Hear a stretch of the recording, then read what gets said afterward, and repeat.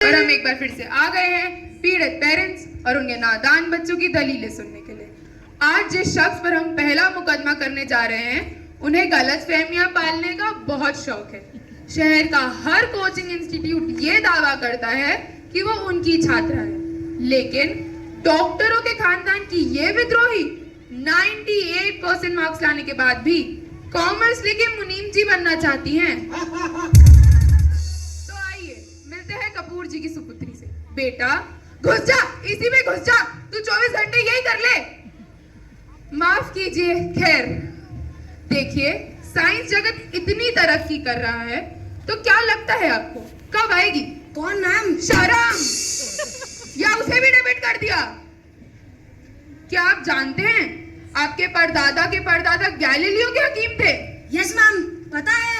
फिर तो आप ये भी जानते होंगे कि डॉक्टरों के खानदान में कोई एक्सपेरिमेंट करता भी है तो ज्यादा से ज्यादा इंजीनियर बनता है।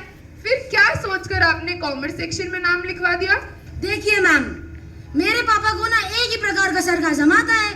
उन्होंने कहा जो करना है कर लो, तो मैंने उनकी सुनकर जो करना था करा और कॉमर्स में नाम लिखा लिया। फिर जब मैं घर पहुंची तो उन्होंने मुझे एनेस्थीसिया का इंजेक्शन देकर स्टेथोस्कोप से खूब धोया, क्या बताऊं मैं आपको। एनेस्थीसिया का इंजेक्शन? देखिए, एक तरह से सही भी है, उनका गुस्सा भी उतर गया और मुझे दर्द भी नहीं हुआ। वाह, पेरेंटिंग की इस नई तकनीक से मैं बहुत प्रभावित हुई हूँ। मेरा उन्हें यहीं से ग्रैंड सैल्यूट। जज साहिबा, मुझे इस मुकदमे में कोई दम नहीं नजर आ रहा। जा बेटा जा, साइंस सेक्शन में नाम लिखाया। Ma'am, I am not changing my mind now, I am taking commerce only. हाँ, तुम्हारा दिमाग खराब हो गया है? क्या तुम्हें पता भी है तुम्हारी साइंस टीचर मीनाक्षी मैम भी तुमसे कितनी नाराज है? बेटा, तुमको याद है तुम 8वीं क्लास में क्या प्रोजेक्ट बनाई थी? Yes ma'am, water purifier. बेटा, उस प्यूरिफायर से आज भी मैं पानी पीता है। मुझे तो लगा तुम अगला मंगलयान बनाएगी। मैम, आपको पता है मंगलयान इतना फेमस क्यों है? क्योंकि ऑटो रिक्शा से भी कम फेयर में उसका पर किलोमीटर का ट्रिप था। और ये चीज इकोनॉमिक्स में पढ़ाते हैं, जो कि कॉमर्स में, ना कि साइंस में। बेटा, मैं आज भी बोलता है साइंस ले लो। जज साहिबा, अब आप ही बताइए क्या करना है। क्या इस तरीके के और भी मुकदमे हैं आपके पास? अगर हैं तो पहले उन्हें पेश किया जाए। स्टूडेंटों हाजिर हो। दूसरे मुकदमे की पैरवी शुरू की जाए। तो आइए इनसे मिलते हैं। यह सेठों के सेठ भंवरीलाल अग्रवाल जी के सुपुत्र चिराग अग्रवाल।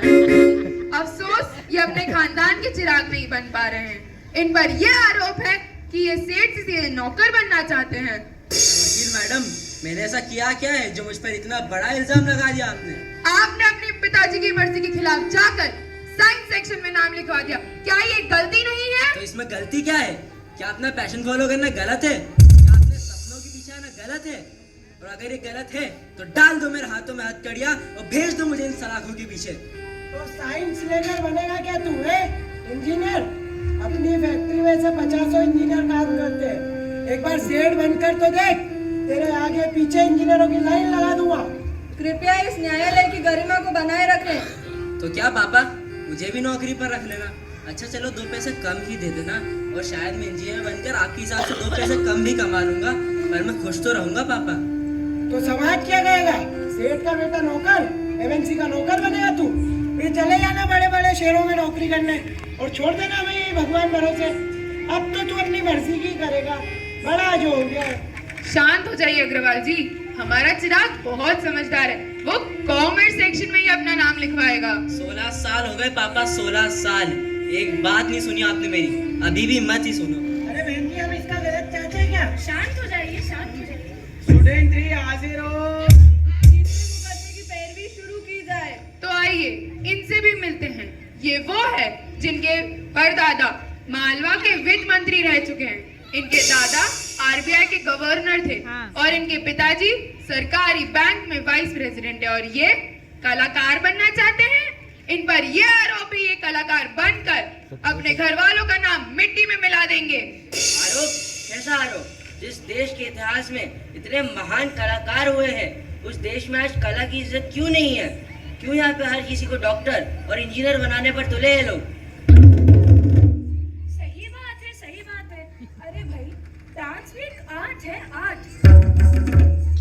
आपके घर वाले ये चाहते हैं कि आप कॉमर्स लेके अपने पिताजी और पूर्वजों की परंपरा को बनाए रखें। परंपरा, प्रतिष्ठा, अनुशासन, हाँ बस इसी का ध्यान रखूं मैं। वकील मैडम और जज साहिबा, आपने भी तो डॉक्टर और इंजीनियरिंग छोड़कर लॉ करने का फैसला लिया था। आप तो मुझे समझ सकती हैं। अरे भाई कितनी बार बोलूं, डांस भी आर्ट है आर्ट। तो हम कब कह रहे नो है, आर्ट ही है। अरे आपके आर्ट तो समझते नहीं है। अरे भाई पैरों की थाप से दिल की धड़कन जगती है। हर ताल पर जिंदगी नई कहानी बुनती है। नृत्य की अदाओं में छुपा है ये सारा जहां। ये कला नहीं, अरे भाई आत्मा की जुबान कहती है वाह तो होनी चाहिए। ये मेरा कोर्ट रूम है, कोई मुशायरा नहीं चल रहा है यहाँ पे। अब कोई गुंजाइश नहीं होगी, या तो आप कॉमर्स ले रहे हैं या तो साइंस। आर्ट्स तो बिल्कुल भी नहीं लेंगे। ये क्या है, कितनी बार बोलूं, डांस भी एक आर्ट है, आप समझते नहीं हैं आर्ट को। हो जाए फिर एक फेस ऑफ। आपको समझ नहीं आता, ये मेरा कोर्ट रूम है। कृपया इस न्यायालय की गरिमा को बनाए रखें। हमारे संविधान ने हमारे बच्चों को भी उनका पक्ष रखने का पूरा अधिकार दिया है। हमें उनकी भी बात सुनना चाहिए। हमें भी अपना करियर चुनने का अधिकार है। क्यों हम हमारे बच्चों का भविष्य समाज के हिसाब से बनाना चाहते हैं? आखिर क्यों? समाज के चार लोग क्या कहेंगे, ये सोचकर हम उन्हें इतना स्ट्रेस क्यों देते हैं? अरे भाई कुछ तो लोग कहेंगे, लोगों का काम ही है कहना। क्यों आजकल के माँ बाप अपने बच्चों के हाई पैकेज से ही उनका प्राइड एसोसिएट करते हैं? आखिर क्यों? और क्या आपको पता है, एक रिपोर्ट के अनुसार आज हिंदुस्तान में 4 से 16 साल के 12% बच्चे साइकिक डिसऑर्डर के शिकार हैं। और फ्रस्ट्रेशन निकालने के लिए वीकेंड्स पर न जाने किन गलत चीजों का सहारा ले लेते हैं। अरे अभी भी यही हाल चल रहा है। आप कौन बापूजी? अगर आप सुनने को तैयार हैं तो मैं भी अपनी कहानी सुनाना चाहता हूँ। एक कहानी जो कल मेरी थी, आज किसी और की बन गई और पता नहीं ये कब तक अपने यूं ही रंग दिखलाएगी। एक कहानी जो शुरू हुई थी स्कूल के पहले दिन से और ख़त्म तो आज तक नहीं हुई। मंजिल का तो पता न था, पर रास्तों पर चलना था। हमें तो फर्स्ट स्टैंडर्ड में ही 99% लाना था और एक्सपेक्टेशंस कुछ ऐसी थी कि हमारा बच्चा ही हो the best. But dear parents, what about the rest? जैसे जैसे सफ़र आगे बढ़ा, साथ ही बढ़ते गया स्कूल बैग का बोझ, और जो सिखाया गया कुछ काम न आया। जिंदगी का असली मतलब तो जिंदगी ने ही बतलाया। परसेंट देखकर एक्सपेक्टेशंस तो और बढ़ती गई।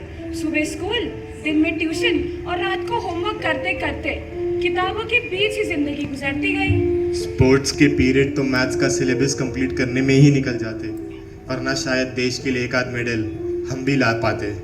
जिंदगी पहले स्कूल, फिर कॉलेज, इन सब में ही गुजरती गई।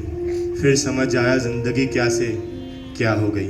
जैसे ही हमने अपनी इच्छाओं के बारे में सोचना शुरू किया, दुनिया ने अपनी इच्छाएं हम पर थोपना शुरू कर दी। प्लेसमेंट और पैसों के पीछे हमें ऐसा भगाया जैसे गधों की रेस में घोड़ों को दौड़ाया गया। इन सब के बीच अगर कुछ सुकून के पल मिल जाते तो शायद हम भी हमारे दोस्तों के साथ कुछ वक्त बिता पाते। खैर, मैंने तो पहले ही कहा था कि ये कहानी जो कल मेरी थी आज किसी और की बन गई है, और पता नहीं ये दौड़ कब तक यूं ही चलती रहेगी। डियर पेरेंट्स, अपने बच्चों को सुने, उन्हें समझें और उन्हें समझाएं। We know that you mean well, but sometimes we don't see things from your perspective.